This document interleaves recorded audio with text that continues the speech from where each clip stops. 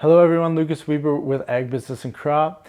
Behind me here I have the Pegasus XAG P100 Pro, and today we're going to be changing some blades.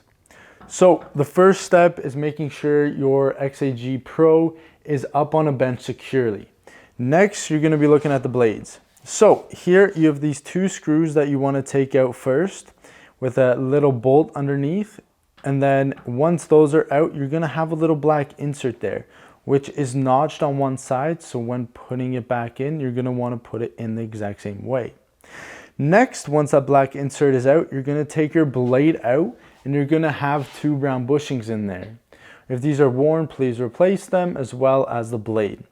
Once those new bushings are back on there, or keeping the same ones, put it back in its slot.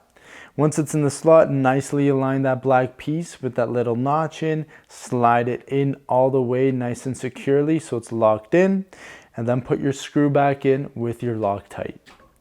So a few things to remember with your bushings: after around 2,000 acres, your bushings will wear out. Make sure you replace those. And over time, you should replace your blades even if you don't have any nicks or anything in them.